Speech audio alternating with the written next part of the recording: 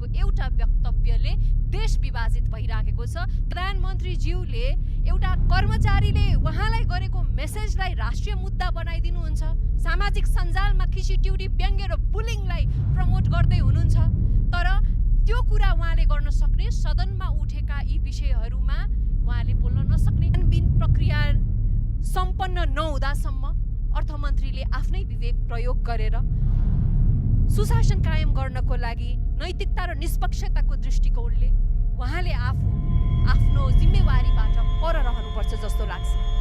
अर्थमन्त्रीज्यूलाई म सोध्न चाहन्छु, do you want to take your words back? यो सदन अवरोध खुलाउने एउटै मात्रै उपाय छ कि त यस सदनले हस्ताक्षर सहित भन्नु पर्यो नेपालले भारतको भूभाग मिचेको हो भनेर सदनले स्वीकार गर्नु पर्यो। असार 19 गतेदेखि सदन अवरुद्ध र स्थगित छ। बाहिर आम नागरिकहरूले देख्दा प्रतिपक्षले सदन अवरोध गरेको जस्तो देखिन्छ, तर वास्तविकता के यो हो त? आज म सदनमा एउटा प्रस्ताव राख्न चाहन्छु। यो सदन अवरोध खुलाउने एउटै मात्रै उपाय छ कि त यस सदनले हस्ताक्षर सहित भन्नु पर्यो नेपालले भारतको भूभाग मिचेको हो भनेर सदनले स्वीकार गर्नु पर्यो।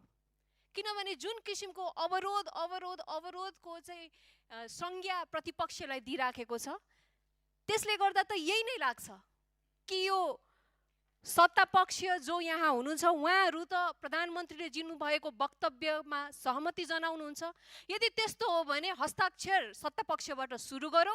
प्रधानमन्त्रीले भनेअनुसार नेपालले भारतको सीमा मिचेको हो भन्ने कुरामा हामी प्रतिपक्ष पनि सही गरेर यो सदनको अवरोध हटाउनलाई हामी तयार हुन्छौँ।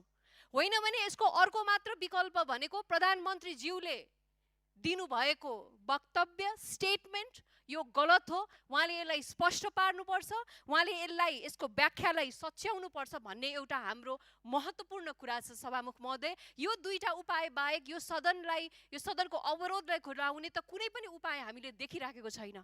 अब यता यो कुराहरूमा प्रधानमन्त्रीलाई ज्ञान छैन भने पनि होइन, किनभने प्रधानमन्त्रीज्यूले एउटा कर्मचारीले उहाँलाई गरेको मेसेजलाई राष्ट्रिय मुद्दा बनाइदिनुहुन्छ, सामाजिक सञ्जालमा खिचिट्युरी व्यङ्ग्य र बुलिङलाई प्रमोट गर्दै हुनुहुन्छ। तर त्यो कुरा उहाँले गर्न सक्ने, सदनमा उठेका यी विषयहरूमा उहाँले बोल्न नसक्ने, उहाँलाई विषयान्तर गराउन त हामी कसैले उहाँलाई सिकाउनै नपर्ने रहेछ। र अर्को कुरा सभामुख महोदय, राजा पृथ्वीनारायण शाह हुँदै विभिन्न योद्धा र सेनाहरूले एकीकरण गरेको यो मुलुक आज गणतन्त्रको प्रधानमन्त्रीको एउटा वक्तव्यले देश विभाजित भइराखेको छ। देशका नागरिकहरू आफ्नै सीमा, आफ्नै देशको पक्ष विरुद्ध लागिराखेको छन्। यो सामान्य विषय होइन सभामुख महोदय।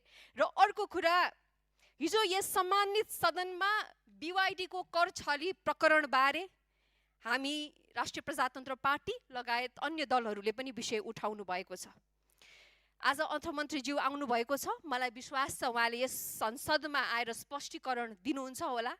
तर यो विषय यति गम्भीर भएको छ कि निष्पक्ष र विश्वसनीय छानबिन अब अपरिहार्य बनिसकेको छ। त्यसैले छानबिन प्रक्रिया सम्पन्न नहुँदासम्म अर्थमन्त्रीले आफ्नै विवेक प्रयोग गरेर सुशासन कायम गर्नको लागि नैतिकता र निष्पक्षताको दृष्टिकोणले उहाँले आफ्नो जिम्मेवारीबाट पर रहनुपर्छ जस्तो लाग्छ। म अर्थमन्त्रीज्यूलाई एउटा कुरा स्मरण गराउन चाहन्छु। अघिल्लो सरकारमा हुँदा यही संसदमा उहाँले भन्नुभएको थियो, शङ्कर दास किन तीर्थ भट्टराईकै अध्यक्षतामा सुनपानी छर्कने समिति बनाए भइहाल्यो नि। त्यो यो समस्या गम्भीर कुशासन र राजनीतिक प्रकृतिको छ, लुटको कुरा छ, सङ्गठित भ्रष्टाचारको कुरा छ, संरक्षणको कुरा छ। आज अर्थमन्त्रीज्यूलाई म सोध्न चाहन्छु, do you want to take your words back?